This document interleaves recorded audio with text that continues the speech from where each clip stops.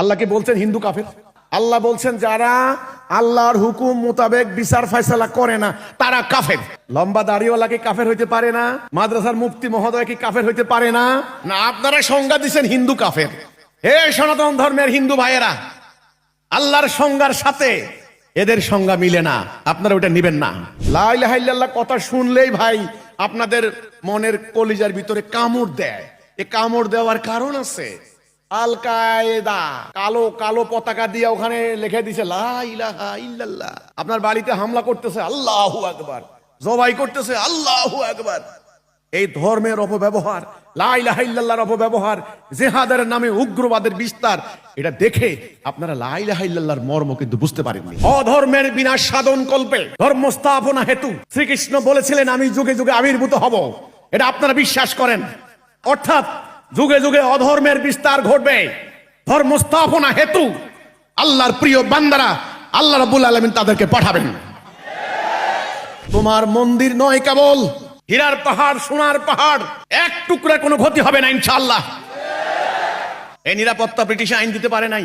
সিঁদুর দিয়ে টিপ লাগিয়ে, টিপ নিয়ে তর্ক করে, আমরা তর্কের মধ্যে যাব না।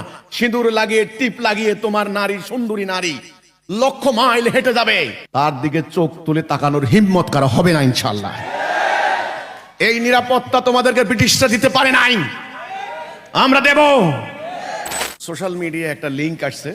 তিনি হচ্ছেন দেব বর্মন কর্মকার। তিনি বলছেন ইসলাম ধর্মে বিধর্মীদেরকে সবসময় ঘৃণা করা হয়। উনি দেখে এসেছেন সবসময় ঘৃণা করা হয়। মোহাম্মদ আসাদ আলীর রিকোয়েস্টে, আসাদ আলী বলতে আমাদের কেন্দ্রীয় দায়িত্বশীল একজন, আমি সনাতনী হয়েও এই গ্রুপে জয়েন করলাম, জানি না আমাকে নিয়ে কি হবে। এনারাও কি জেহাদ ঘোষণা করে পৃথিবীর সকল বিধর্মী কাফেরদেরকে ইসলামের পতাকা তলে নেওয়ার উদ্দেশ্যে আমাকেও নিমন্ত্রণ করবেন কিনা? দয়া করে আমাকে কেউ গালাগালি করবেন না।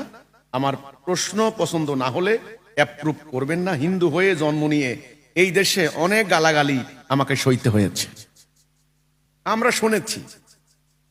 আমার ক্লাস ফ্রেন্ডরা বলতো, একই ক্লাস, বলতো ওই মালাউন মালাউন, কথা কইস না মালাউন, এদের গা থেকে গন্ধ কয় মালাউন।